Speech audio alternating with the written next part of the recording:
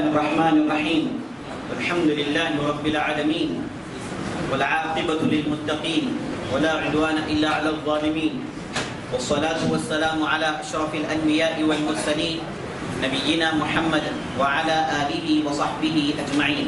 تو میرے دوستو عقبہ اولا کی بیعت ہو گئی اور 12 افراد آئے, مسلمان ہو گئے اور سب نے وعدہ کیا آئندہ سال ہم پھر آئیں گے, اپنے ساتھ افراد لے کر آئیں گے. تو ان میں سے بعض لوگوں نے اس خواہش کا اظہار کیا کہ اللہ کے رسول آپ ہمارے ساتھ ایک ایسے فرد بھیجیں جو ہمارے درمیان دین کا کام کریں, ہمیں دین سکھائیں, نماز کا طریقہ سکھائیں, قرآن سکھائیں, تلاوت سکھائیں. تو آپ صلی اللہ علیہ وسلم نے دوبارہ کو کہا کہ آپ لوگ چلے جائیں, میں اس کے بعد آپ کے پاس ایک سفیر بھیجوں. چند دنوں کے بعد آپ صلی اللہ علیہ وسلم نے ایک ایسی شخصیت کا انتخاب کیا جو آپ صلی اللہ علیہ وسلم کے ہم شکل تھے, اور ایسی شخصیت جو بالکل وفادار ثابت ہوئی, ایسی شخصیت جس نے اپنے اخلاص کا ثبوت دیا, ایسی شخصیت جب سے شہادت کہی ہے تب سے لے کر اسلام پر اڑ گئی, مختلف تکالیف جھیلی, اپنی جو ہے انتہائی کھرے ایمان کا ثبوت دیا. میرے دوستوں شخصیت ہے مصعب بن عمیر کی شخصیت العبدلی. آپ صلی اللہ علیہ وسلم کی ایک دور کے رشتے میں آ کر ملتے ہیں. مصعب بن عمیر آپ صلی اللہ علیہ وسلم کی تقریباً ہم شکل تھے, قد و خال میں بالکل آپ صلی اللہ علیہ وسلم سے ملتے ہیں. آپ صلی اللہ علیہ وسلم مصعب بن عمیر کا انتخاب کیا اور کہا کہ آپ جائیں, جا کر مدینے میں کام کریں. اب سوال یہ ہے کہ بڑے بڑے صحابہ ہیں, عمر ہیں, ابو بکر ہیں, بڑے بڑے صحابہ ہیں, ان کے درمیان آپ صلی اللہ علیہ وسلم نے مصعب بن عمیر کو کیوں انتخاب کیا؟ آخر انتخاب کی کیا اسباب ہے, کیا وجہ ہے؟ اس پر غور کرتے ہیں تو بہت ساری باتیں معلوم ہوتی ہیں. سب سے پہلی بات یہ کہ ان کے اندر گفتگو کرنے میں تقریباً آپ صلی اللہ علیہ وسلم کا اسلوب تھا, اور زبان میں بالکل طاقت تھی, شیرین کلامی تھی, اور ہم شکل آپ صلی اللہ علیہ وسلم سے ملتے تھے, اور قرآن کی ڈھیر ساری سورتوں کو انہوں نے حفظ کر رکھا تھا, اور علم تھا, اور اس کے بعد اخلاص کا ثبوت دے چکے تھے, اور اس کے بعد جو ہے ایمان کا ثبوت دے چکے تھے. تو ایسی چیزیں تھیں جس کی وجہ سے آپ صلی اللہ علیہ وسلم نے مصعب بن عمیر کا انتخاب کیا. اب یہ مدینہ جا رہے ہیں, ان کے پاس ایک جوڑے کپڑے بھی نہیں, بڑی قسم کسی کی حالت ہے. 6 مالدار نے جب سے مومن ہوئے, جب سے اسلام قبول کیا, ان کی والدہ ان کی دشمن بن گئی, انہیں اذیت دی, سارے راستے بند کر دی, تو گھر بار چھوڑ کے آپ صلی اللہ علیہ وسلم کی ہوکیت لے گئے. تو مدینہ گئے تو بالکل تکلیف کی حالت میں تھی. مدینہ میں ان کا استقبال اسعد بن زرارہ کرتے ہیں. اسعد بن زرارہ اور اسعد بن زرارہ کے گھر میں تھے. اسعد بن زرارہ کے گھر میں رہ کے وہیں پر اقامت کی, وہیں پر رہ کے مدینہ میں اسلام پھیلا کے رہے, اور ہر گھر میں اسلام کی بات پہنچائی. جہاں کہیں بھی گئے سب سے پہلے اسلام کی بات شروع کی. اور جب یہ 2 سال کے بعد تقریباً واپس مدینہ آئے تو تقریباً 80 سے 85 لوگوں کو انہوں نے اسلام میں داخل کر دیا. میرے دوستوں معمولی چیز نہیں, اور یہ بہت بڑا کام ہے کہ مشرکین کے درمیان جا کے توحید کا علم لہرائے, معمولی چیز نہیں ہے. تقریباً انبیاء اور رسولوں کا کام ہے, اور مصعب بن عمیر نے اس کام کو انجام دیا. اور اس کے بعد احد کے میدان میں انہوں نے ایسی داد شجاعت دی, اور بدر کے میدان میں ایسی لڑائی لڑی, سارے کے سارے مشرکین ششدر رہ کر دیکھتے رہ گئے کہ آخر یہ آدمی کون ہے. اور احد کی لڑائی میں ایسی لڑائی لڑی, آخر تک جھنڈا گرنے نہیں دیا, لیکن انہیں مشرکین نے قتل کر دیا اور انہیں جام شہادت نوش کرنا پڑا. ان کی وفات کے بعد احد کے میدان میں یہ رومرز پھیل گئے کہ آپ صلی اللہ علیہ وسلم کو قتل کر دیا گیا, کیونکہ یہ ہم شکل. تو یہ تھی میرے دوستوں مصعب بن عمیر کی شخصیت. ابھی مدینے میں گئے, اسعد بن زرارہ کے گھر میں رہے, دعوت کا کام شروع کیا, لوگوں سے ملاقات کر کے سب کو اسلام رشتہ. تو سب سے دلچسپ واقعہ یہ ہے کہ جس میں 2 بڑی بڑی شخصیتیں مسلمان ہوئی, ایک اسید بن حضیر, دوسرے سعد بن معاذ. یہ دونوں بڑی بڑی شخصیتیں, دونوں چھوٹے کے مومن رہے, لیکن شروع میں کافر تھے. انہیں مصعب بن عمیر نے اسلام میں داخل کیا. بڑا ہی دلچسپ واقعہ ہوا ہے کہ اسعد بن زرارہ مصعب بن عمیر کو لے کے بنو عبد الاشہل کے علاقے میں چلے گئے. اب علاقے میں گئے تو وہاں پر چھوٹے چھوٹے باغیچے ہوتے ہیں, ایک باغیچے میں داخل ہو گئے, پانی کے پاس بیٹھ گئے, دونوں گفتگو کر رہے ہیں.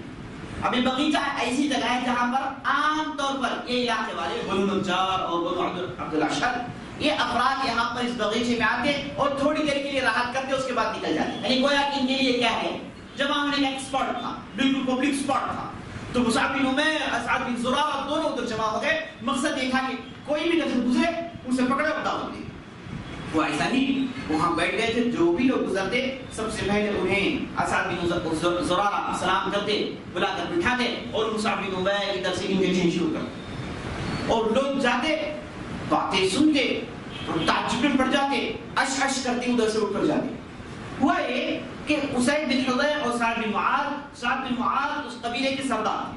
جہاں بغیچہ ہے، اس آس پاس کے علاقے میں جتنے بھی لوگ ہیں سب سعد بن معاذ کو سردار مانتے، اتنی بڑی شخصیت تھی. اور ان کے ساتھ اسید بن حضیر وہ اوس کے تھے، تقریباً ان کا بھی یہی مرتبہ تھا. دونوں ادھر سے گزر رہے تھے، دونوں کی نظر وہ دونوں پر پڑ جاتی ہے، مصعب بن عمیر اور اسعد بن زرارہ. تو فوراً اسید کہتے ہیں کہ دیکھو یہی نیا آدمی ہے، مکے سے آیا ہے، اسے اسعد نے اپنے ساتھ لایا ہے. اور اسعد اور سعد بن معاذ خالازاد بھائی، دونوں خالازاد بھائی.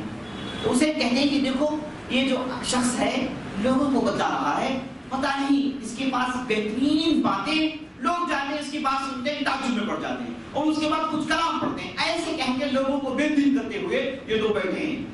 اسید بن حضیر کمپلینٹ کرتے ہیں سعد بن معاذ کے پاس. سعد بن معاذ جو سردار تھے غصہ گیا، غصہ کے بولے کہ اسے آپ جاؤ، جا کر ان دونوں کو ڈانٹو، کہو کہ دوبارہ کرنا ہے، دوبارہ آئیں گے تو ہو سکتا ہے موت کا خطرہ ہو جائے، دونوں کو ادھر سے بھگا دو.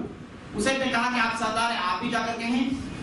سعد بن معاذ نے کہا کہ نہیں، یہ جو صاحب ہے اسعد بن زرارہ یہ میرے خالازاد بھائی، مجھے شرم آتی ہے کہ جا کر کہوں کہ رک کر چلے جائیں، اس لیے تم جاؤ، تم جا کر کہو، اگر کچھ ہو تو میں آؤں. یہ کہیں کہ سعد بن معاذ اپنے گھر میں داخل ہو گئے اور اس کے بعد اسید بن حضیر سیدھے بغیچے میں داخل ہوئے. دونوں کے پاس گئے، غصے میں تھے، اپنے پاس نیزہ تھا، نیزہ لے کر قریب گئے.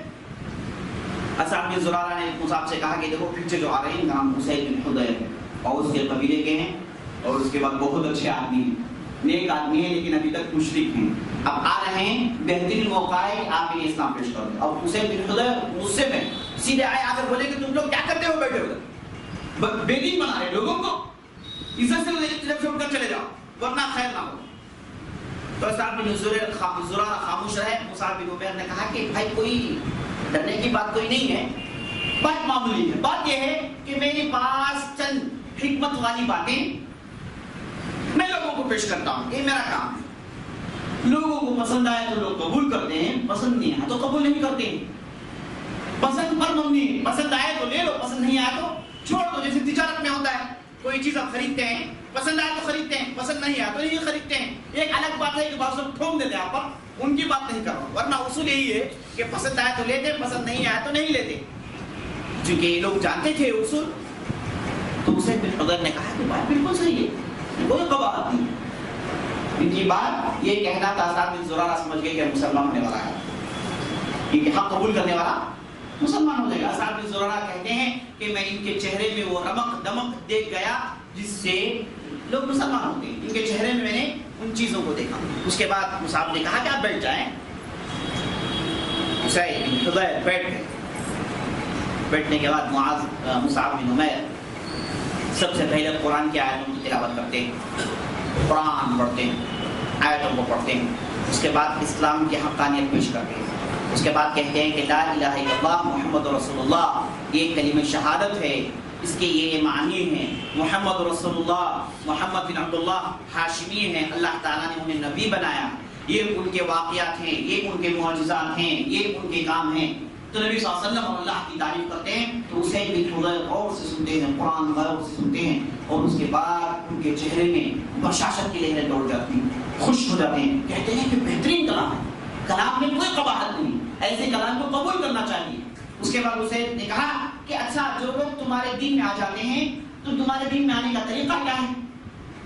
اسعد بن زرارہ کہتے ہیں کہ شاباش، طریقہ یہ ہے کہ آپ جائیں، جا کر نہائیں، وضو کریں، اور اس کے بعد آ کے ہمیں کلمہ سکھائیں، اس کلمہ کو پڑھیں، اور اس کے بعد نماز پڑھنے کا میں طریقہ دکھاتا ہوں.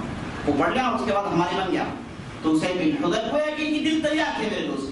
اللہ تعالیٰ نے ایسی قوم کو اللہ نبی صلی اللہ علیہ وسلم کے تیار کر دیا جن کے دل بالکل تیار ہے، زرخیز زمین ہے، صرف بیج ڈالنا ہے، اب یہ بہترین پھلدار درخت دینے والے ہیں. تو اسید بن حضیر کے سامنے چند آیتیں پڑھی اور مصعب بن عمیر کا لہجہ، مصعب بن عمیر کا اسلوب اسید بن حضیر کو ارسٹ کر دیا اور اسید بن حضیر اٹھے، نہائے اور اس کے بعد واپس آئے، کلمہ شہادت پڑھے اور اس کے بعد نماز پڑھنے کا طریقہ سکھایا گیا، مسلمان ہو گئے۔ اور اس کے بعد اسید بن حضیر بولے کہ ایک دوسرے آدمی بھی ہیں جو ساتھ تھے میرے، انہوں نے مجھے بھیجا تھا، اب میں جا کر واپس ان کو بھیجتا ہوں، آپ لوگ ان کو بھی نپٹ لیں۔ مصعب بھیجے کہ جاؤ فوراً بھیجو۔ تو اسید بن حضیر گئے، اب جا کے مصعب بن معاذ نے کہیں تو نہیں آئے، ہے نا، جاؤ بھی مسلمان ہو جاؤ، نہیں آنا ضروری۔ تو اسید بن حضیر گئے، جا کے بولے کہ آپ کے جو خالہ صاحب بہن ہیں نا، جو خالہ صاحب بھائی جو بیٹھے ہیں اندر، جن کا نام اسعد بن زرارہ ہے، انہیں مارنے کے لیے بنو حارثہ کے لوگ آ گئے، انہیں مارنے کے لیے بنو حارثہ کے لوگ آ گئے۔ بنو حارثہ اور بنو عبد الاشہل میں اختلافات تھے، تو بنو حارثہ کے لوگ آ گئے اور جمع ہو گئے مارنے کے لیے، اور وہ دو پریشان ہیں اور آپ کی مدد طلب کر رہے ہیں۔ تو سعد بن معاذ نے اچھا ایسی بات ہے، ایک ہے کہ ساتھ نیزہ ویزہ لے کے سیدھے میدان میں اترے، سیدھے باغیچے میں داخل ہوئے، تو دونوں آرام سے بیٹھ کے گفتگو کر رہے ہیں، یہ کچھ کہہ رہے ہیں وہ کچھ کہہ رہے ہیں۔ تو سعد بن معاذ لے کے یہاں تو کوئی بھی مسئلہ نہیں ہے، اچھا اسے مجھے ادھر داخل کروانا چاہتا تھا، اس لیے اس نے ایسی بات کھڑی، ٹھیک ہے سنیے کہ بات کیا ہے۔ آگے بڑھتے ہیں۔ سعد بن معاذ کون ہے میرے دوستوں؟ سعد بن معاذ، اللہ اکبر۔ سعد بن معاذ کے تعلق سے کہتے ہیں نبی صلی اللہ علیہ وسلم جو وفات پائے، اهتز عرش الرحمن، رحمان کا عرش، رحمان کا عرش، رحمان کا عرش ہلنے لگا جب سعد بن معاذ وفات پائے۔ سعد بن معاذ جب وفات پایا، صلی اللہ علیہ وسلم کہتے ہیں کہ آج رحمان کا عرش ہلنے لگا ہے، ایسی شخصیت وفات پا گئی۔ اور اس کے بعد کہتے ہیں کہ یاد رکھ لینا، قبر کے دبوچنے سے کوئی بچتا نہیں، کوئی بچتا نہیں۔ قبر میں آپ چلے جائیں گے تو قبر دبوچے گی، اس طرف کی ریڑھ کی ہڈیاں ان ہڈیوں میں داخل ہو جائیں گی اور سینہ تنگ ہو جائے گا اور قبر دبوچتے رہے گی، دبوچتے رہے گی، دبوچتے رہے گی۔ اور نبی صلی اللہ علیہ وسلم کہتے ہیں کہ قبر کی دبوچنے سے اگر کوئی بچ سکتا ہے تو کون ہے؟ سعد بن معاذ، اتنے بلند مرتبے صحابی ہیں، دیکھے جاتے ہیں۔ گئے اسعد بن زرارہ، چونکہ رشتہ دار تھے، بات چیت ہوئی، اس کے بعد بولے کہ تم لوگ بہت غلط کام کر رہے ہو، لوگوں کو بتاتے جا رہے ہو۔ ابھی ایک صاحب آئے تھے، ان کو بھی تم نے بتا دیا، ان کے چہرے کو میں نے پہچان لیا، وہ غلط گیا ہے، تم نے اسے بدلا لیا ہے، تم لوگ ایسے کام مت کرو، ادھر سے چلے جاؤ اللہ کے لیے، بددین بناؤ مت لوگوں۔ تو مصعب بن عمیر نے کہا کہ دیکھو بھائی بات آسان ہے، کوئی مشکل کی بات نہیں، بہت آسان بات ہے، میرے پاس چند حکمت کی باتیں ہیں، میرے پاس اقرا ہے، میں پڑھتا ہوں، حق ہے تو قبول کر لو، پسند آئے تو قبول کر لو، پسند نہیں آئے تو چھوڑ دو، بڑا ہی آسان معاملہ ہے۔ صاحب بن معاذ نے کہا تو صحیح بات ہے، بالکل اس میں کوئی حرج نہیں، پسند آئے تو لیں گے، نہیں پسند آئے تو چھوڑ دیں گے۔ یہ کہیں گے مصعب بن عمیر نے کہا کہ بیٹھ جاؤ۔ لوگ آج بیٹھتے ہیں مصعب کے پاس، لیکن اٹھتے ہیں تو ان کی دنیا لگتی ہے، سبحان اللہ، ایسے ہی کام کیے۔ آتے ہیں لوگ کافر، آتے ہیں لوگ مشرک، آتے ہیں لوگ اللہ کے دشمن بن کے، لیکن جب مصعب کے پاس بیٹھتے ہیں اور مصعب جیسے ہی آدمی بیٹھ جائے گویا کہ ان کے لیے راستہ کھل گیا۔ اب جم کے قرآن کی آیتیں سناتے ہیں اور جم کے دل بدلنے کی باتیں کرتے ہیں، اور جب آدمی اٹھتا ہے تو پکا مومن بن کر اٹھتا ہے۔ یعنی مصعب بن عمیر کے ہاتھوں میں سعد بن معاذ نے اسلام قبول کیا، تو مصعب بن عمیر کی شخصیت تصور کیجیے۔ تو مصعب بن عمیر نے سعد بن معاذ سے کہا کہ بیٹھ جاؤ، بیٹھ گئے سعد بن معاذ۔ اس کے بعد مصعب بن عمیر حسب معمول قرآن کی آیتیں پڑھے، اسلام کی حقانیت پیش کی اور نبی صلی اللہ علیہ وسلم کی تعریف کی۔ صحابی معاذ نے کہا کہ بات بالکل صحیح ہے، اس میں کوئی بات نہیں، ایسی بات کو قبول کرنا چاہیے۔ اصحاب بن زرارہ کے یہی جو آپ کے ساتھ کیے تھے، جو پھیلائے تھے نا، وہ یہی کر گئے۔ اس کے بعد سعد بن معاذ بولے کہ کیسے میں آپ کا آدمی بن جاؤں؟ کہتے ہیں کہ کوئی آسان ہے، جائیے نہا کر آئیے، ہم کلمہ پڑھا دیں گے آپ۔ پھر سعد بن معاذ گئے، نہا کر واپس آئے تو کلمہ پڑھائے، سعد بن معاذ اسلام میں داخل ہو گئے۔ عام لوگوں کا اسلام میں داخل ہونا ایک الگ ہے، اور سرداروں کا اسلام میں داخل ہونا اس کا معاملہ کچھ الگ ہے۔ اب سعد بن معاذ چونکہ سردار تھے اور اسلام میں داخل ہو گئے، حقانیت معلوم ہو گئی، نیزہ جو گاڑے تھے اسے اٹھا کر بولے کہ اب چاہتا ہوں میرے قبیلے والوں کے پاس دکھاتا ہوں۔ سیدھے قبیلے میں گئے، جا کر قبیلے والوں کو جمع کیے۔ دوپہر کا وقت تھا، بولے کہ سعد بن معاذ آپ لوگوں سے کلام کرنا چاہتے ہیں، تو قبیلے والے جمع ہو گئے۔ سب جمع ہونے کے بعد سعد بن معاذ نے کہا کہ میری شخصیت تمہارے درمیان کس اہمیت کے حامل ہے، میرے تعلق سے تم کیا رائے رکھتے ہو؟ تو قبیلے والوں نے کہا کہ آپ ہمارے سردار ہیں، آپ عمدہ آدمی ہیں، آپ بہتر آدمی ہیں، آپ اچھے آدمی ہیں، آپ اطاعت کے قابل ہیں، سب نے تعریف کی۔ تو سعد بن معاذ نے کہا کہ یاد رکھ لینا، یہ سردار آج یہ اعلان کرتا ہے کہ آج سے یہ اور تمہارے درمیان کسی بھی قسم کی رشتہ داریاں نہیں، سب رشتہ داریاں کاٹتا، میں تم میں سے किसी फर्द से बात नहीं करूंगा, सबसे बातचीत काटता हूं, किसी से गुफ्तगू नहीं करूंगा, कोई किसी भी किस्म का लेन देन नहीं, मुकम्मल मैं तुमसे अलग होने वाला हूं। तो कबीले वालों ने कहा कि क्या मसला है सरदार, आप इतने गुस्से में क्यों हैं? तो साद बिन मुआज बोले कि ये अगर तुम मुझसे बात करना चाहते हो, मेरे ताल्लुकात बाकी रखना चाहते हो, तो तुमको एक अजीम कलाम पढ़ना है, तुमको एक कलीमा शहादत देना है। कबीले वालों ने कहा कि क्या है बताइए। तो साद बिन मुआज इस्लाम की हक़ानियत पेश करते हैं, कलीमे तौहीद ला इलाहा इल्लल्लाह मुहम्मद रसूलुल्लाह की तफसील बयान करते हैं, इस्लाम की हक़ानियत बयान करते हैं। तो कबीले वाले एक के बाद दो, दो के बाद तीन, इस तरीके से जरी जरी तादाद में मुसलमान होते जा रहे हैं। असर का वक्त आया तो पूरे का पूरा कबीला मुसलमान, पूरे का पूरा कबीला मुसलमान हो गया, सिवाय उसैलिम के, सिवाय उसैलिम के जो क्या है सिर्फ ओहद के मैदान के इंतजार में, वो फकत बोले कि नहीं मैं मुसलमान नहीं हूँ। वो एक अल्लाह ताला इनके लिए बहुत आसानियां बना रखा। अब जंग के मैदान में मुसलमान होंगे, बगैर किसी सजदे के, बगैर किसी नमाज के जन्नत के लिए तैयार है। 2 साल का फासला है। उसैलिम ने कहा कि मैं मुसलमान नहीं हूँ, मुझे सोचने का वक्त चाहिए, मुझे सोचने का वक्त चाहिए। उसैलिम मुसलमान नहीं, और बनु अब्दुल अशहल सब मुसलमान है, उसैलिम मुसलमान नहीं। ऐसे वाक़या चले और ओहद के मैदान में मुसलमान होते हुए इस तरीके से पूरे का पूरा कबीला मुसलमान हो गया। मुसाअब बिन उमैर जब तक असाद बिन जुरारा के घर में रहे, रोजा नहीं निकालते, सुबह निकलते फजर पढ़ के और रात तक हर कबीले में जाते, हर घर में जाते, जहां कहीं भी मौका मिला इस्लाम पेश करते, जहां कहीं भी मौका मिला लोगों को बदलते। और पूरा मदीना उन्होंने घुमा है और तकरीबन हर घर में बात पहुंच गई और बहुत बड़ी तादाद मुसलमान हो गई। लेकिन बाज़ कबाइल जो शुअरा को मानते थे, जैसे आप जानते हैं कबाइल शुअरा को बड़ा मानते हैं, शुअरा की तबाह करते हैं। जो लोग शुअरा की तबाह करते थे, शुअरा ने इन्हें रोक दिया, बोले कि कोई खास बात नहीं है, ये कलाम मेरे पास भी है, ये कह के हम से इनको रोक कर रखा।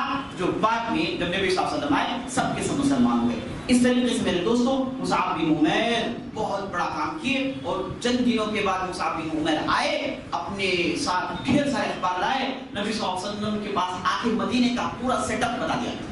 मदीना क्या है, मदीने में कितने गलियां हैं, कितने घर हैं, कितने कबाइल हैं, मदीने का सेटअप क्या है, क्या क्या पहाड़ियां हैं, क्या क्या रास्ते हैं, सब आकर बता दी। और बताया लोगों कैसे हैं, लोगों के ख्याल कैसे हैं। कुरैश जैसे नहीं, इनके दिल नर्म हैं और ये लोग भेड़ बकरी के लोग हैं, उसे चराते और काश्तकारी करते हैं, ये इनका इनकम सोर्स है, ये इनका इकोनॉमिकल सिचुएशन है। साफ आके नबी सल्लल्लाहु अलैहि वसल्लम से बताते हैं। तो नबी सल्लल्लाहु अलैहि वसल्लम को मदीने का एक बेहतरीन खाका मिल जाता है। आप सब के ज़हन में बेहतरीन खाका मिल जाता है कि मदीना क्या है, अब चाहे तो काम कैसे करें, कहां से शुरू करें, कहां रहें, सब आप सल्लल्लाहु अलैहि वसल्लम को मालूम होगा। इसीलिए जब आप सल्लल्लाहु अलैहि वसल्लम आए फौरन काम शुरू कर दी, बस्ती जाने की कोई जरूरत नहीं पड़ी। और आप सल्लल्लाहु अलैहि वसल्लम नौजवान होने के बाद मदीना आए नहीं थे और मदीने की गलियां नहीं जानते, मदीने के रास्ते नहीं जानते, मदीने के सेटअप को नहीं जानते। लेकिन मुसाअब बिन उमैर ने इतनी तफसील बताई, आप सल्लल्लाहु अलैहि वसल्लम जिसके जरिए से पूरा मदीना गोया कि उनके सामने आ गया। उसके बाद मुसाअब बिन उमैर थे या फिर वापस मदीना चले गए, तफसील नहीं हुआ। उसके बाद फिर 13वीं बअसत नबवी आई, फिर हज का मौका आया तो मुसाअब बिन उमैर ने जो काम किया उसका नतीजा नजर आने लगा।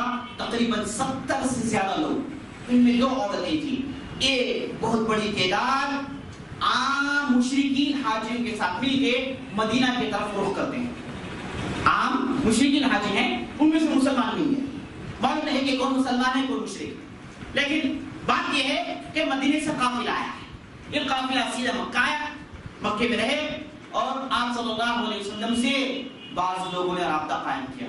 देखिए मुसाअब बिन उमैर की काम में मुसलमान होने वालों में काब बिन मालिक हैं, अबू कतादा, बड़े बड़े लोग।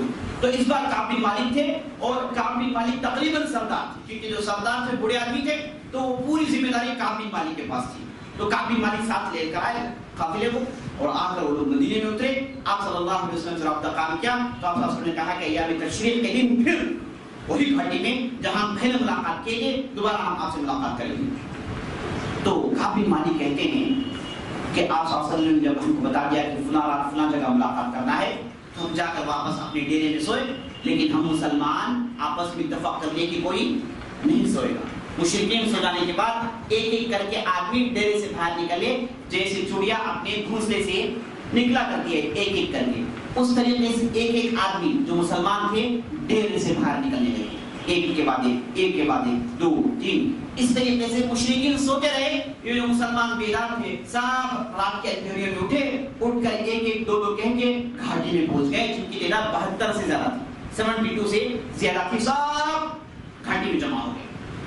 مقصد یہ تھا کہ کائنات کے نبی کی ملاقات کریں، اور جب یہ لوگ مدینے سے آئے راستے میں ان کی گفتگو صرف نبی صلی اللہ علیہ وسلم کی تعلق سے تھی۔ بعض نے کہا کہ نبی صلی اللہ علیہ وسلم ایسے ہوں گے، بعض نے کہا نبی صلی اللہ علیہ وسلم ایسے ہوں گے، بعض نے کہا نبی صلی اللہ علیہ وسلم بوڑھے ہوں گے، بعض نے کہا نبی صلی اللہ علیہ وسلم جوان ہوں گے، ان کی کلام ایسے ہوں گے، صرف نبی صلی اللہ علیہ وسلم کو دیکھنے کی خواہش۔ اور مصعب بن عمیر کا کام اتنا تھا کہ سب کو بیکار بنا دیا، بولے کہ یہ نبی کو آپ نہیں دیکھے تو آپ کی زندگی بیکار ہے، اس دور میں رہیں کہ آپ نبی کو نہیں دیکھے اور محمد صلی اللہ علیہ وسلم نہیں دیکھے، آپ کی زندگی بیکار ہے۔ تو ان کے اندر آپ صلی اللہ علیہ وسلم کی ملاقات کے ایسے خواہشات تھے جو بہن سے باہر ہیں میرے دوست۔ تو راستے میں نبی صلی اللہ علیہ وسلم کے تعلق سے بات کیے، اور برات میں ادھر جمع ہوئے تبھی بات کیے، اور اس کے بعد گھاٹی میں پہنچے تو بےتاب ہیں، پوچھ رہے ہیں اس اصحاب زرارہ کو تھے جو دل کرتے بولے کہاں جی ابھی آئیں، کہاں ابھی آئیں، بےقرار ہے، بےتاب ہے، انتظار کر رہے ہیں آپ صلی اللہ علیہ وسلم جانے کا۔ تو جب آخری رات گزر گئی تو آپ صلی اللہ علیہ وسلم اپنے ساتھ عباس بن عبد المطلب کو لے کر آئے۔ عباس بن عبد المطلب آپ صلی اللہ علیہ وسلم کے چچا، ابو طالب جانے کے بعد گویا کہ عباس بن عبد المطلب آپ صلی اللہ علیہ وسلم کے طرفدار ہیں، گرچہ کہ آپ صلی اللہ علیہ وسلم کے ہی عمر کے ہیں تقریباً، اور آپ صلی اللہ علیہ وسلم سے 1-2 سال کے بڑے ہیں۔ اور عباس بن عبد المطلب سے جب بھی پوچھا جاتا کہ آپ بڑے ہیں اللہ کے رسول بڑے ہیں تو بڑے ڈپلومیٹک جواب دیتے تھے، آپ بڑے ہیں یا پھر اللہ کے رسول بڑے ہیں، دونوں میں ایک دم شباہت ہے، اور دونوں نوجوان نظر آتے ہیں، دونوں میں سے کون بڑے؟ تو عباس بن کہتے ہیں کہ وہ مجھ سے بڑے ہیں، میں ان سے بڑا ہوں۔ وہ کہتے ہیں کہ وہ مجھ سے بڑے میں ان سے بڑا، مطلب یہ ہے کہ مرتبے میں، نبوت میں، رسالت میں، اللہ کی قربت میں وہ مجھ سے بڑے ہیں، اور عمر میں ان سے بڑا ہوں، یہ معنی تھا اس کا۔ تو عباس بن عبد المطلب کو ساتھ لائے، اور اس کے بعد ابو طالب کے بعد عام طور پر عباس بن عبد المطلب آپ صلی اللہ علیہ وسلم کے ساتھ ہوا کرتے تھے، لیکن مسلمان نہیں ہوئے، اور بعض روایات میں آتا ہے کہ وہ چھپ کر مسلمان ہو گئے تھے لیکن اظہار نہیں کیا، اور ان کے دل میں بھی وہی بات تھی جو ابو طالب کی تھی، اتنے سالوں سے ہم آبا و اجداد کی دین میں ہیں اور فوراً بدل جائیں یہ ممکن نہیں، یہ سوچ کر عباس بن عبد المطلب خاموش رہے، اور آپ صلی اللہ علیہ وسلم ان کو اپنے ساتھ رکھتے تھے۔ تو گئے عباس بن عبد المطلب داخل ہوئے گھاٹی میں، اس کے پیچھے آپ صلی اللہ علیہ وسلم داخل ہو گئے، اب دو لوگ بیٹھ گئے، اب لوگوں نے پوچھا کہ کون اس میں کون رسول ہے، اللہ کے رسول کون ہے؟ تو اصحاب زرارہ بتاتے جا رہے ہیں کہ دیکھو یہ جو بیٹھے ہیں نا یہ رسول، یہ جو بیٹھے ہیں نا یہ رسول، یہ جو بیٹھا ہے یہ رسول، سب کو معلوم ہے، لیکن آپ صلی اللہ علیہ وسلم گفتگو نہیں کر رہے ہیں، خاموش ہیں۔ عباس بن عبد المطلب گفتگو شروع کر رہے ہیں، بات چیت شروع کر رہے ہیں۔ عباس بن عبد المطلب نے بہترین تقریر کی، اس تقریر میں بہترین باتیں بیان کی۔ عباس بن عبد المطلب نے کہا کہ دیکھو یہ جو صاحب محمد بن عبداللہ یہ ہمارے درمیان بہت ہی عزت والے ہیں، عزت مآب ہیں، ہم ان کی عزت کرتے ہیں، اور ہمارے والد ہمارا خاندان ان کے لیے مختلف قسم کی تکالیف جھیلا، شیب ابی طالب میں رہے تکالیف جھیلے صرف ان کی وجہ سے، تو یہ ہمارے درمیان معزز ہیں، ان کی ہم حفاظت کرتے آ رہے ہیں۔ یاد رکھ لینا اگر تم ان کی حفاظت کر سکتے ہو جیسے ہم نے کیا ہے، ان کے لیے تم مر مٹ سکتے ہو، ان کی طرفداری کر سکتے ہو، تو تم انہیں ہمارے پاس سے لے کر جانا، اگر نہیں کر سکتے دوران راستے میں تمہیں انہیں چھوڑنے کا ارادہ ہے تم چھوڑ دو گے، اگر ایسا ماجرا ہے تو ابھی سے چھوڑ دو، انہیں مت بلاؤ۔ وہ کہ آپ صلی اللہ علیہ وسلم نے عباس کو بتا دیا تھا کہ میں مدینہ جا رہا ہوں، مدینہ جانے کا پروگرام ہے، اور یہ لوگ جو آئے ہیں مجھ پر ایمان لائے ہیں، ان کے ذریعے سے میں مدینے کا مشن شروع کرنے والا ہوں۔ تو عباس رضی اللہ عنہ کے ذہن میں بات تھی، تو اندر داخل ہوئے تو فوراً انہوں نے بات کو چھیڑ دیا اور اس بات کو آگے بڑھائے، اور تقریر میں اسی پر زور دیتے رہے کہ آپ صلی اللہ علیہ وسلم کی حفاظت ضروری ہے، اور ان کی حفاظت کیا ہے؟ ان کی حفاظت پورے کے پورے مشرکین کے خلاف جنگ کا اعلان ہے۔ اب آپ کے پاس چلے جائیں گے تو مکے کے قریش خاموش نہیں بیٹھیں، وہ ضرور تم پر حملہ کریں گے، ویسے موقع پر تم انہیں راستے میں نہیں چھوڑ دینا، ان کی طرفداری کرنا، اس پر زور دیتے رہے اور اسی پر کلام کرتے رہے۔ اور کعب بن مالک جو بیٹھے تھے انہوں نے کہا کہ عباس بن عبد المطلب کافی ہے آپ کی بات، اللہ کے رسول آپ بولیے، آپ کی بات ہم سننا چاہتے ہیں۔ تو اس کے بعد اللہ کے رسول قرآن کی آیت پڑھتے ہیں، اسلام کے حقانیت بیان کرتے ہیں، اس کے بعد کہتے ہیں کہ دیکھو میں اتنے دن مکے میں رہا، اب مجھے امید ہے کہ میں مدینہ جانے والا ہوں، مدینے میں میری ہجرت ہونے والی ہے، میں آپ کے پاس آنے والا ہوں، تو میں چاہتا ہوں کہ تم لوگ میرے ہاتھوں میں بیعت کریں، مجھ سے وعدہ کریں کہ یہ کام تم مجھ سے کرو گے اور یہ کام نہیں کرو گے، اس کا وعدہ مجھے چاہیے۔ یہ کہنا تھا۔ کعب بن مالک کہتے ہیں کہ اللہ کے رسول ہم اس بیعت کے لیے تیار ہیں۔ اس کے بعد دوسرے اصحاب اٹھے، سب نے کہا کہ اللہ کے رسول ہم اس بیعت کے لیے تیار ہیں۔ تو تو اللہ کے رسول صلی اللہ علیہ وسلم نے 4 چیزوں پر بیعت کی. سب سے پہلی چیز یہ کہ چستی اور خوشی کسی بھی حال میں تم دین کی مدد کرو گے. پہلا کنڈیشن یہ ہے کہ تکلیفی حالت میں ہو, پریشانی حالت میں, خوشحالی ہو اور بدحالی ہو, کسی بھی حالت میں تم دین کی طرفداری کرو گے. نمبر 1. نمبر 2 یہ کہ تم لوگوں کے اندر بھلائی کا حکم دیتے رہو گے, یعنی امر بالمعروف و نہی عن المنکر کا کام کرتے رہو گے, بھلائی کا حکم دیتے رہو گے, اور اس کے بعد اللہ کے لیے سب کچھ چھوڑ چھاڑ کر کھڑے ہو جاؤ گے. پریشانی آئے گی, سب کچھ چھوڑ چھاڑ کے اللہ کے لیے کھڑے ہو جاؤ گے. نمبر 3. نمبر 4 تم میری حفاظت ویسی کرو گے جیسے تم اپنی بچوں اور بیویوں کی کرتے ہو. ویسی حفاظت اگر تم کر سکتے ہو تو مجھے لے کر جانا. یہ 4 چیزوں پر آپ صلی اللہ علیہ وسلم نے زور دیا. اور اس کے بعد سب صحابہ اٹھے جو بیٹھے تھے ادھر, انصار صحابہ سب اٹھے, سب نے تقریریں کی. آپ صلی اللہ علیہ وسلم کے 4 نقطوں پر انہوں نے بحث کیا, اور سب سے بہترین تقریر برا بالمعروف کی تھی. برا بالمعروف کی بہترین تقریر کی. اس میں انہوں نے کہا کہ یا رسول اللہ, آپ کی بات سے یہ محسوس ہو رہا ہے کہ آپ ہماری جنگی صلاحیت میں شک کر رہے ہیں. ایسے محسوس ہو رہا ہے کہ آپ ہماری طاقتوں پر شک کر رہے ہیں, یعنی آپ یہ کہنا چاہتے ہیں کہ لڑائی کے میدان میں ہو سکتا ہے کہ ہم پیچھے چلے جائیں, لڑائی کے میدان میں ہو سکتا ہے کہ ہم صبر نہ کریں. گویا آپ صلی اللہ علیہ وسلم اسی طرف اشارہ کرتے ہیں, یا رسول اللہ آپ جان لیجیے, اے اللہ کے رسول جان لیجیے, اے اللہ کے رسول ہم جنگ کے بیٹے ہیں. ہم جنگ کے بیٹے مطلب کیا ہے؟ جنگ لڑنا ہی ہمارا کام ہے. اے اللہ کے رسول جنگ کے میدان سے پلٹ کر بھاگنا یہ ہم نہیں جانتے, اور جب ہم جنگ کے میدان میں اتر جاتے ہیں تو گردنوں کو اپنے ہتھیلیوں میں لے کر جاتے ہیں. اے اللہ کے رسول آپ ہماری جنگی صلاحیتوں میں شک مت کیجیے. خدا کی قسم ہم آپ کی حفاظت مرتے دم تک کریں گے. اگر آپ یہ کہیں گے کہ فلاں پہاڑی سے چھلانگ لگا دے, بغیر کسی چوچارا, بغیر کسی پوچھ تاچھ کے ہم پہاڑی سے چھلانگ لگا دیں گے اللہ کے رسول, تو برا بالمعروف کی ایسی تقریر رہی جسے آپ صلی اللہ علیہ وسلم خوش کر دی. آپ صلی اللہ علیہ وسلم ہنستے لگے. آپ صلی اللہ علیہ وسلم کا چہرہ بشاشت کی لہریں اس میں توڑ گئی, اور آپ صلی اللہ علیہ وسلم سنتے رہے. اتنے میں ایک دوسرے صحابی جن کا نام ابو الہیثم تھا, وہ اٹھے, اٹھ کر بات کاٹ کر بولے اللہ کے رسول آپ نے ہماری بات سن, برا کی بات آپ نے سنی.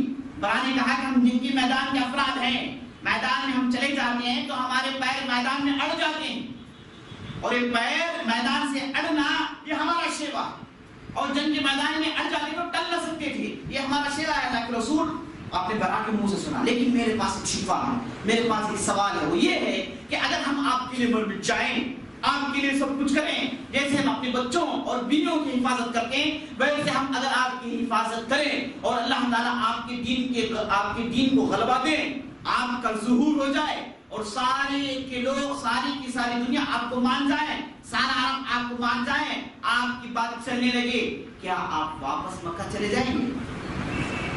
دیکھیں بات بہترین نقطے پر بحث کر رہے ہیں, کہہ رہے ہیں لگ رہے سب کچھ ایسے ہی, آپ ہم جانتے ہیں کہ مکہ پسند کرتے ہیں, مکہ کی محبت آپ کے دل میں ہے. ہم نے سنا ہے مصعب بن عمیر سے کہ وہی کیسے آئی, آپ نے ورقہ بن نوفل سے کیا گفتگو کی, وہی بات ہم کو معلوم ہے. مکے کی محبت آپ کے دل میں ہے, ہم جانتے ہیں, اور اسی لیے آپ مکے کو آپ قبلے کے دوران درمیان میں لاتے ہیں. مکے کی محبت آپ کے پاس ہے, اسی لیے ہم پوچھتے ہیں اللہ کے رسول کیا ہم سب کچھ کرنے کے بعد کیا آپ واپس مکہ چلے جائیں گے؟ تو آپ صلی اللہ علیہ وسلم مسکرا دیتے ہیں, بات صحیح, مسکرا دیتے ہیں, کہتے ہیں کہ اے لوگوں جان لینا آج کے بعد, اے لوگوں جان لینا آج کے بعد میرا خون آپ کا خون ایک ہے, میرا خون آپ کا خون ایک ہے, یعنی آپ کو ماننا کیا ہے, مجھے ماننا کیا ہے, یہی مسئلہ ہے, یہی مسئلہ ہے. میں تم میں سے ہوں اور تم مجھ میں سے ہوں, میں مدینے والا ہوں آج کے بعد, اور آج کے بعد آپ میرے ہیں, میرے خاندان کے افراد جیسے ہیں, میں جیسے مدینہ جاؤں گا اور مدینہ کا ہو کر بن کر رہ جاؤں گا. اور آپ صلی اللہ علیہ وسلم نے ہی کیا. فتح مکہ کے دور پر جب آئے آپ صلی اللہ علیہ وسلم مکے میں, بعض لوگوں نے یہ امید ظاہر کی کہ آپ مکے میں رہ جائیں, اور مکے سے آپ کو نکالا گیا, پورا مکہ آپ کے لیے, مکہ آپ کے سامنے ڈال دیا گیا ہے, مکہ آپ کی خدمت میں, آپ واپس مکہ آ جائیں. نہیں, وعدہ کر چکے ہیں, ایسے موڑ پر وعدہ کیے جو وعدہ کرنے کی ضرورت تھی. وعدہ کر چکے ہیں کہ میں انصار کا اور انصار کے ساتھ ہی رہوں گا, اور بعد میں ایک تقریر کرتے ہیں آپ صلی اللہ علیہ وسلم. اس تقریر کو سن کے انصار اتنا روتے ہیں, ان کے داڑیاں بھیگ جاتی ہیں, جس میں کہتے ہیں اللہ کے رسول دیکھو انصار ساری دنیا کے لوگ ایک طرف جائیں, آپ لوگ ایک طرف جائیں, میں آپ کے پیچھے جاؤں گا, آپ کے گھر میرے گھر ہیں, آپ کی بستی میری بستی ہے, تو جس زور سے آپ صلی اللہ علیہ وسلم نے اس کی تصدیق کی، پورے کے پورے جو آئے تھے سب خوش ہو گئے. اس کے بعد ایک دوسرے صحابی اٹھے عباس بن عبادہ، انہوں نے بھیانک انداز سے ڈرایا، کہا کہ تم لوگ کیا سمجھے ہو، تم لوگ آسانی سے بیعت کر چکے ہو اور یہ سمجھتے ہو کہ آپ صلی اللہ علیہ وسلم لے کر جا کے بڑے آسانی سے رکھ لو گے. یاد رکھیں نا، یہ چیز آسان نہیں ہے، یہ چیز ہرگز آسان نہیں ہے. آپ صلی اللہ علیہ وسلم کا یہاں سے نکلنا، مدینے میں داخل ہونا ایک بھیانک جنگ کا اعلان ہے. مدینے کے لیے خطرہ ہے اور پریشانیاں، خطرے مدینے کے ابر میں منڈلا رہی ہیں. اگر آپ لوگ صحیح معنی میں حفاظت نہیں کر سکتے اور بیعت توڑنے کے امکانات تمہارے دل میں ہیں تو ابھی سے توڑ دو، ابھی سے اس موضوع کو ختم کر دو. عبادہ جو تھے بہترین انداز سے بتائے، اور اس کے بعد اسعد بن زرارہ اٹھے اور بہترین انداز سے جانتے ہیں کہ مسلمان کے کیا کیا واقعات ہیں اور کیا کیا پریشانیاں ہیں. وہ بھی اسی بات پر زور دیتے ہیں کہ دیکھو تم نے بیعت کر دیا ہے اور یہ بیعت آسان نہیں ہے. یاد رکھ لینا تمہارے سرداروں کا قتل ہے اور تلواروں کی جھنکاریاں سنائی مجھے دے رہی ہیں. ایسی تلواریاں نکالی جائیں گی جن کی وجہ سے تمہاری آنکھیں خیرہ ہو جائیں گی، تم دیکھ نہیں پاؤ گے. بھیانک لڑائی کا یہ اعلان ہے. یاد رکھو یہ لڑائی ہے، خون کا مار ہے، تلوار کی مار ہے. کیا تم اس چیز کے لیے تیار ہو؟ تو سب نے ایک بیک آواز میں جم کر ایک گونج اٹھائی کہ ہاں ہم بیعت کرتے ہیں، ہم آپ صلی اللہ علیہ وسلم کی حفاظت کریں گے. تو سب جو بھی آتے سب ایک قلب ہو کر، ایک دل ہو کر آپ صلی اللہ علیہ وسلم کی حفاظت کا وعدہ کرتے ہیں. ابھی ہو رہا ہے اتنا سب ہو، شیطان کیسے خاموش ہو سکتا ہے؟ اس کے لیے ممکن نہیں. تو فوراً گھاٹی میں ایک آواز سنائی دی، وادی میں ایک آواز سنائی دی. یہ وہ آواز یہ کہہ رہی تھی کہ اے قریش کے لوگ تم کہاں چلے گئے ہو، کہاں مر گئے ہو؟ دیکھو محمد اور اس کے اصحاب تمہیں قتل کرنے کے پروگرامز بنا رہے ہیں، جمع ہوئے ہیں عقبہ کی گھاٹی میں، پروگرام چل رہے ہیں.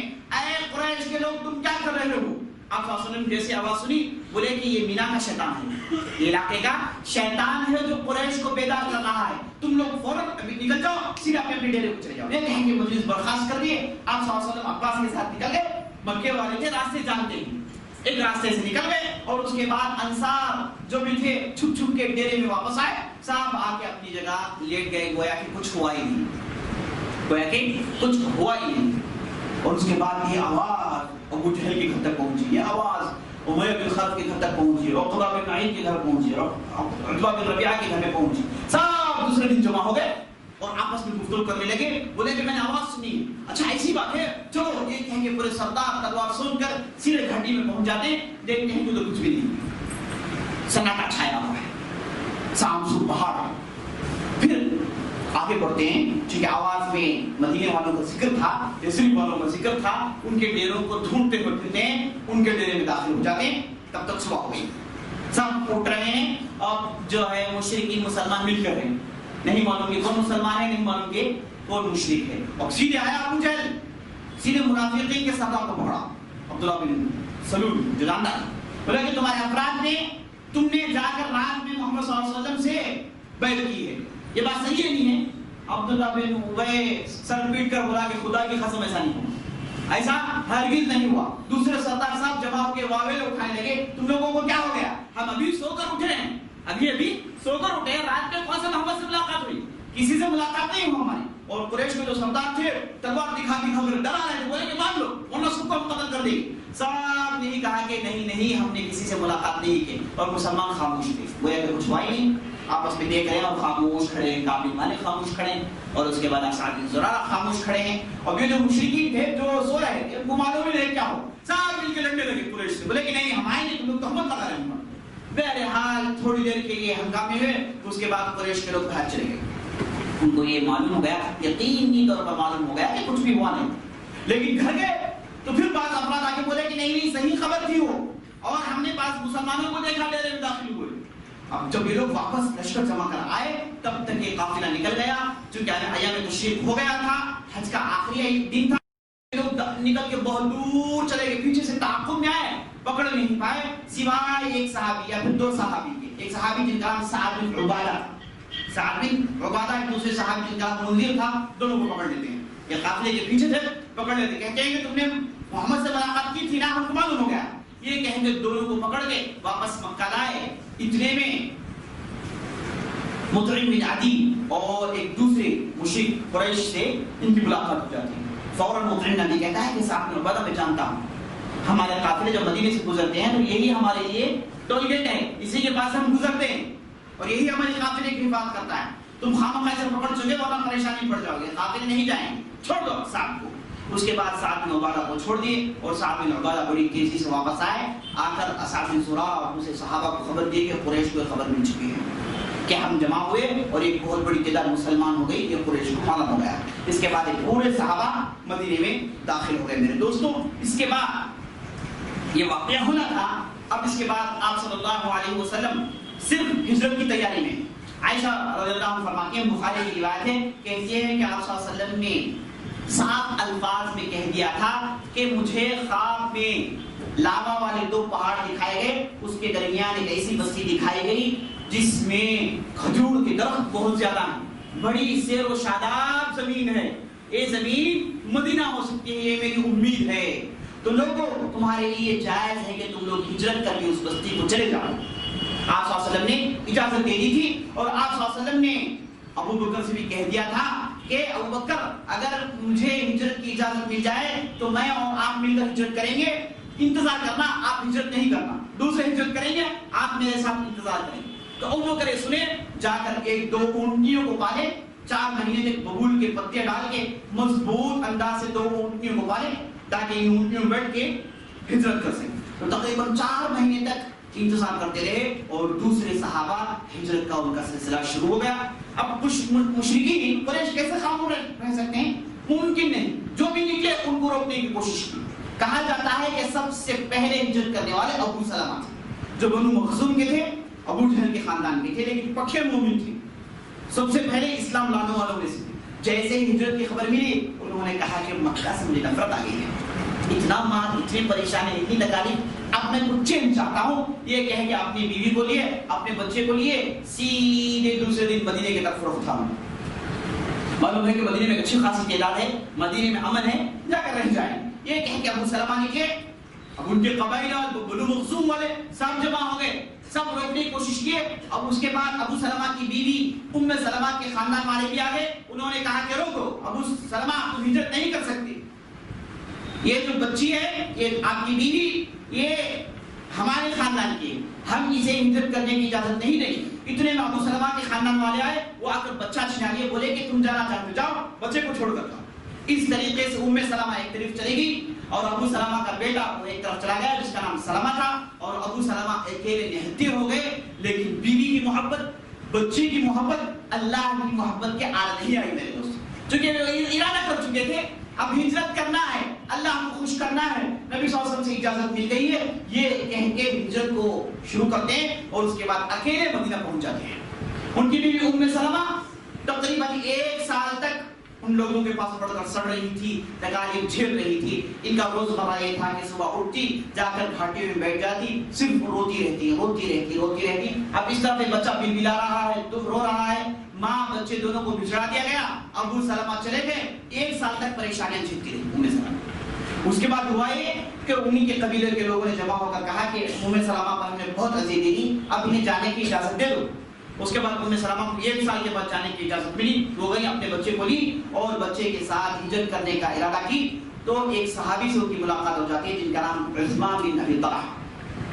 یہ اس عورت کی حالت کو دیکھ کر رحم کھاتے ہیں, کھا کر ساتھ سفر کرنے کی سوچتے ہیں اور مدینہ تک جا کر پہنچا کے واپس آ جاتے ہیں. ام سلمہ کہتی ہیں عثمان بن ابی طلحہ ایسے نیک آدمی ہیں, جب سے مسلمان اتنے نیک ہو گئے کہ دوران سفر کبھی بھی پلٹ کر مجھے نہیں دیکھے. پورا مدینہ کا سفر ہے, نیچے اونٹ کو تھامے, اونٹ کے زمام کو تھامے, اوپر وہ بیٹھی ہے, کہتی ہیں کہ کبھی بھی یہ پلٹ کر نہیں دیکھے مجھے, صرف بات چیت کرتے, اب میں روکنے کہتی روکتے, اور کبھی بھی وہ مجھے نہیں دیکھتے تھے.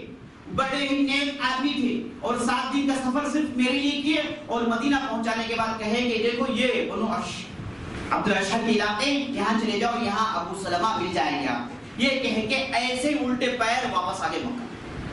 اس طریقے سے ام سلمہ مدینہ پہنچ جاتی ہے. اور اس کے بعد میرے دوستوں صہیب رومی کا بھی بڑا ہی عجیب و غریب واقعہ ہے. صہیب رومی جانتے ہیں آپ؟ صہیب رومی روم کے تھے, مکے والے نہیں تھے, مکے کے رہنے والے نہیں تھے. چہرے اور شکل سے یہ بالکل رومی نظر آتے اور ان کے پورے بال برون تھے، گویا کہ یوروپین، رومی یوروپین کہتے ہیں. یہ مکے میں رہتے تھے، غلام بنا کر لائے گئے، لیکن اللہ تعالیٰ نے تجارت کی ایسی صلاحیت دے رکھی تھی، تجارت کیے اور مالدار ہو گئے، اپنے آپ کو آقا سے خرید دیا اور رہائش شدہ لوگوں میں سے ہو گئے. اور جب توحید کی بات مشہور ہوئی، توحید للکار اٹھی، تو صہیب رومی بالکل شروع کے ایام خفیہ دعوت کا جب دور تھا، اسی ایام میں گئے، آپ صلی اللہ علیہ وسلم کے ہاتھ میں مسلمان ہوئے. صہیب اور رومی بہت بڑے مرتبے کے، آپ صلی اللہ علیہ وسلم نے بہت تعریف کی. دیکھیں ان کا ایمان کیسا ہے، دیکھیں اللہ اور اللہ کے رسول کی محبت کتنی دور تک پہنچ گئی. یہ اپنے گھر سے نکلے اور قبیلے والوں سے کہا کہ میں ہجرت کر رہا ہوں، مدینہ جا رہا ہوں. اپنا ڈھیر سارا مال اونٹوں میں لگائے، پورا مال اٹھائے اور اس کے بعد ہجرت کے لیے نکلے. لیکن قریش شر پسند، فتنہ پسند خاموش نہیں رہ سکتے. یہ لوگ آگے بڑھ کر صہیب الرومی کو روکے، بولے کہ صہیب جب تو مکے میں آیا تو غلام تھا، تیرے پاس کچھ بھی نہیں تھا، تو کنگال تھا، غریب فقیر تھا. اب تیرے پاس اتنا سارا مال آ گیا مکے میں تجارت کرنے کی وجہ سے. یہ سارا مال مکے کی تجارت کا ہے، تو لہٰذا اگر تو جانا چاہتا ہے تو مدینے کو چلے جا، یہ سارا مال چھوڑ کر چلے جا. اب ان لوگوں نے یہ سمجھا کہ ایسا کہیں گے تو صہیب رومی ہجرت نہیں کریں گے، مال کی محبت میں ڈر کر مکے میں بیٹھ جائیں گے. لیکن صہیب رومی مومن ہیں، ان کے پاس سے مال دولت کی کوئی حقیقت نہیں ہے، اس کو یہ خاطر میں لیتے ہی نہیں. تو صہیب رومی نے کہا کہ اچھا تم کو مال سے محبت ہے، مال چاہتے ہو، اگر مال ہی چاہتے ہو تو سارا مال تمہارے لیے ہے، مجھے کچھ بھی نہیں چاہیے. یہ کہیں کہ پورا مال اٹھا کے قریشیوں کے سامنے پھینک کر کہیں کہ پورا مال تمہارے لیے ہے، یہ کہیں کہ خیر آباد کہے اور اس کے بعد ہجرت کر کے مدینے کی طرف نکل گئے. جب نبی صلی اللہ علیہ وسلم کو خبر ملی کہ صہیب رومی اتنا بڑا کام کیا، سارا کا سارا مال مشرکین کو دے دیا اور اس کے بعد اکیلے نہتے مدینے کی طرف ہجرت کر چلے گئے، تو آپ صلی اللہ علیہ وسلم نے کہا کہ بہترین تجارت کیا صہیب نے جو تجارت کیا ہے، بہترین نعمت الصفقہ، یہ بہترین تجارت کیا ہے صہیب نے. مال گیا ہے لیکن آپ صلی اللہ علیہ وسلم کہتے ہیں کہ نہیں یہی مال ہے. آپ نے اللہ کے راہ میں جن مال کو صرف کیا ہے وہی مال اصل میں باقی ہے. آپ صلی اللہ علیہ وسلم کے پاس ایک صحابی آ کر کہتے، بلال آ کر کہتے ہیں اللہ کے رسول پورا مال تقسیم کر دیا سوائے ایک سونے کا چھوٹا کمبی. آپ صلی اللہ علیہ وسلم کہتے ہیں کہ پورا مال جو چلا گیا ہے وہی ہے، جو نہیں گیا ہے وہ ابھی نہیں گیا ہے. تو اس سے معلوم ہوتا ہے کہ آپ صلی اللہ علیہ وسلم صدقہ خیرات میں کیسے ابھارتے تھے. اور صہیب رومی کی اس بات کو بہت سرائے اور اس کے بعد عمر بن خطاب ہجرت کا پروگرام بناتے ہیں.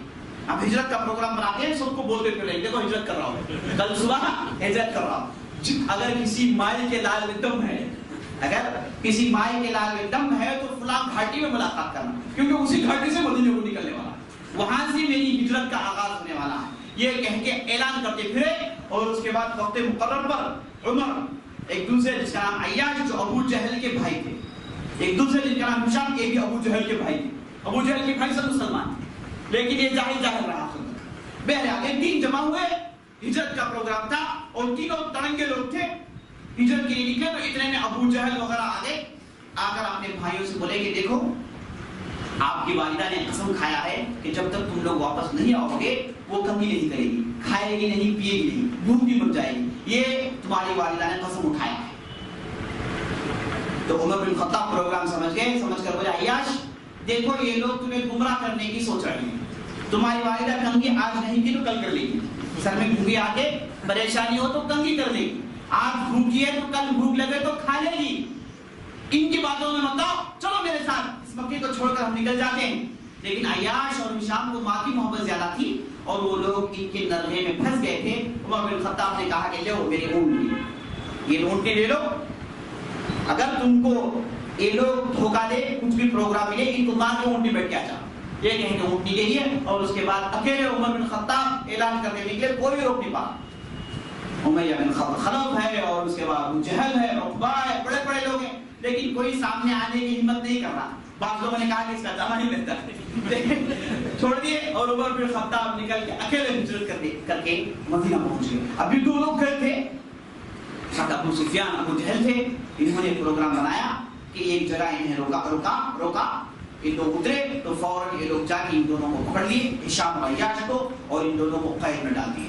ان دونوں کو قید میں ڈال دیا اور ایسی جگہ جا کر چھپایا کسی کو نہیں معلوم. اور ایک مدت تک اسی کمرے میں پڑھ کر سڑ رہے تھے تو. اور یہ کہہ رہے تھے عمر بن خطاب کی بات کتنی صحیح تھی, اگر کاش عمر بن خطاب کی بات مان لے تو آج مدینے میں ہوتے. ہم نے بات نہیں مانی, اب ایک کمرے میں پڑھ کر سڑ رہے ہیں, ہم کو تکلیف ہو رہی. اور آپ صلی اللہ علیہ وسلم جب مدینے میں ہجرت کر گئے تھے تو آپ صلی اللہ علیہ وسلم کے پاس عمر بن خطاب نے کہا کہ اللہ کے رسول دو ایسا افراد ہیں جو میرے ساتھ ہجرت کرنے والے تھے لیکن پھنس گئے. تو آپ صلی اللہ علیہ وسلم نے کہا کہ کون ہے جو ہشام اور عیاش کو بچا کر لائے گا؟ تو ایک صحابی تھے جن کا نام ولید بن ولید اٹھے اٹھ کر بولے کہ اللہ کے رسول میں ان دونوں کو بچا کر لاؤں, یہ پروجیکٹ مجھے دیجیے, میں یہ کام تمام کرتا ہوں. تو اکیلے آئے, چھپ چھپ کر مکے میں داخل ہوئے اور اس کے بعد نوٹ کرتے رہے. اور ابو جہل دوسرے علاقے میں گئے, ان کے علاقوں میں گئے, ان کو معلوم ہو گیا کہ فلان جگہ چھپے. تو ایک لونڈی ان کو رات میں کھانا لے کر جاتی, لونڈی کے ساتھ گئے اور لونڈی کو دھکا دے کے اندر داخل ہوئے. ان کے رسیوں کو کھولا اور اونٹی ساتھ رکھے تھے, دونوں کو بٹھائے اور راتوں رات رفو چکر ہو کے مدینہ پہنچ گئے. اس طریقے سے عیاش اور ہشام واپس آئے, صحیح سند سے بلایا ہوا, لیکن بات نہیں مانی, پریشانی جھیل کے وہ لوگ مدینہ آ کے پہنچے. اس طریقے سے میرے دوستو جو بھی ہجرت کے لیے نکلتا یہ فوراً قریشی جمع ہوتے, روکنے کی کوشش کرتے, مارتے دھاڑتے, اور بہت بڑی تعداد کو انہوں نے مار کر مکے میں عرض کر دی. بہت بڑی تعداد مکے میں پڑھ کر سڑ رہی تھی. اور اس کے بعد چند دنوں کے بعد جیسے حضرت عائشہ کہتی ہیں آپ صلی اللہ علیہ وسلم کے پاس جبرائیل آئے. جبرائیل آ کر کہے کہ اللہ تعالیٰ کا حکم ہو گیا ہے کہ تمہارے لیے ہجرت کرنا جائز ہے, بلکہ ہجرت کرنا چاہیے. آج کی رات آپ تمہارے بستر میں ہرگز مت سو, آج کی رات تم اپنی بستر میں ہرگز مت سو. ہجرت کا اعلان ہو چکا ہے, آپ کے لیے ہجرت کرنا جائز ہے, ضروری. اب یہاں پر ہجرت کا حکم آ گیا. اب جو قریش تھے وہ لوگ مل کر میٹنگ بنائے, بہت بڑی پارلیمنٹ جمع ہوئی. اب سب پریشان, ایک احرام مچ گیا. ان کے ہوش و حواس میں بات نہیں تھی کہ کیسے مسلمانوں کو مدینے میں جگہ مل جائے گی, ایک بہت بڑی بستی ان کے لیے مل جائے گی. اور یہ لوگ اچھی طریقے سے جانتے ہیں کہ اگر مسلمان مدینے میں چلے جائے تو مکے والے ہماری زندگیاں برباد, ہمارے لیے چین و سکون ختم, کیونکہ ہمارے پورے قافلے مدینے سے گزرتے ہیں. اب یہ مسلمان جائیں گے تو قافلوں کو نہیں چھوڑیں گے, قافلوں کو روکیں گے, اور اس کے بعد ہم سے لڑائی لڑیں گے. اور محمد کے اصحاب جیسے ہی ایمان لے کر آتے ہیں تو طاقتور بن جاتے ہیں, ایمان انہیں طاقتور بنا دیتا ہے. یہ لوگ قبر کی عذاب سے ڈرتے ہیں, آخرت سے ڈرتے ہیں, ہم سے نہیں ڈرتے. شرک و کفر سے ان کو نفرت ہے, بتوں کو ختم کرنا ان کا مقصد ہے. یہ کہہ کے مشرکین بہت پریشان ہوئے, ایک بہت بڑی پارلیمنٹ جمع کیے. اب اس پارلیمنٹ میں مسئلہ ہے تھا, ان کو معلوم ہے کہ محمد صلی اللہ علیہ وسلم اب مکے میں ہیں. اب انہیں کیسے روکا جائے, یہ ہجرت کی سلسلے کو کیسے ختم کریں. پارلیمنٹ میں جمع ہوئے, بڑے بڑے لوگ آئے, اور کہا جاتا ہے کہ ایک نجدی شیخ بھی آئے, آ کر پارلیمنٹ کے دروازے میں ٹھہر گئے. ابو جہل وغیرہ نے پوچھا کہ بھائی آپ کون ہیں؟ بولا کہ میں نجد سے آیا ہوں, میں نجد کا شیخ ہوں. اور یہ نجدی شیخ کون ہے؟ دوسرا کوئی ابلیس علیہ لعنت اللہ. ابلیس نجد کی شیخ کی شکل میں آیا تھا. اور اس کے بعد ابو جہل نے کہا کہ بڑے بڑا آدمی ہے, اچھی رائے دے گا. یہ کہہ کے ابو جہل نے اپنی پارلیمنٹ میں بلا لیا اور بٹھا لیا. بات چیت شروع ہوئی. اب پوچھے کہ کیسے محمد اور ان کے اصحاب کو روکا جائے, کیا مسئلہ ہے, کیسے روکا جائے. تو ایک نے رائے دی, ایک صاحب نے اٹھ کر رائے دی کہ بھائی دیکھو محمد صاحب سے کو چھوڑو, وہ جہاں جانا چاہے جانے دو, کم از کم مکے سے تو نکل جائیں گے, ہم تو ان کے پریشانیوں سے بچ جائیں گے, بہتر ہے کہ محمد کو چھوڑ دو. تو شیخ جنسی شیخ تھا, اس نے کہا کہ نہیں بالکل بدترین رائے ہے تیری رائے بدترین ہے, تجھے نہیں معلوم یہ لوگ جائیں گے تو مدینہ میں بیس بنا لیں گے اور اس کے بعد سارے عرب میں اس کام کو پھیلا دیں گے جو بالکل ہمارے لیے برداشت سے باہر ہے, برداشت نہیں کر سکتے ہم. تیری رائے بدترین رائے, تو خاموش رائے کہہ کے وہ بھی بڑھ گیا. اس کے بعد ایک دوسرے صاحب اٹھے, اٹھ کر بولے کہ محمد پکڑ کے صلی اللہ علیہ وسلم پکڑ ان کے ہاتھ پیر باندھ کے ہم دور جا کے کہیں کمرے میں ڈال دیں گے, وہیں پر سڑ کے مرنے والے ہیں. تو نجری شیخ نے کہا کہ یہ رائے بھی چھینی, اگر ہم بن کے ڈال دیں گے تو اس کے اصحاب کو معلوم ہو جائے گا, وہ آ کر بچا کر لے کر جائیں گے, یہ رائے بھی صحیح نہیں. اس کے بعد ابو جہل نے کہا کہ میرے پاس ایک رائے. کیا بھائی رائے یہ ہے کہ ہم پورے سردار جمع ہو جائیں گے, سب تلوار نکالیں گے, تلوار جمع کر کے یہ قسم اٹھائیں گے کہ سب مل کے محمد صلی اللہ علیہ وسلم قتل کریں گے. جب قتل کریں گے نعوذ باللہ سب اپنے تلوار ڈالیں گے, تاکہ بنو ہاشم کو نہ معلوم ہو کہ کس نے قتل کیا. اور بنو ہاشم پورے قبائل سے تو نہیں لڑ سکتے, اور یہ جرم پورے قبائل کا, تقریباً 25-30 قبائل کا جو مکے میں رہتے ہیں. اب یہ بنو ہاشم کیا کر سکتے ہیں؟ تو ابو جہل نے رائے دی. تو نجدی شیخ نے کہا کہ رائے اگر ہے تو یہی ہے، رائے اگر ہے، صحیح رائے اگر ہے تو یہی رائے ہے. یہ کہہ کے اس پر اتفاق کیے اور پورے نوجوان جمع ہوئے. سب نے تلواروں کو ننگا کیا اور تلواروں کو ننگا کر کے قسم اٹھائے کہ ہم اس تلوار سے محمد صلی اللہ علیہ وسلم کا کام تمام کر دیں گے. یہ کہہ کے سب گئے، رات گزارے اور رات کے آخری پہر میں آپ صلی اللہ علیہ وسلم کے گھر کے پاس آ کے گھیرا ڈال لیا.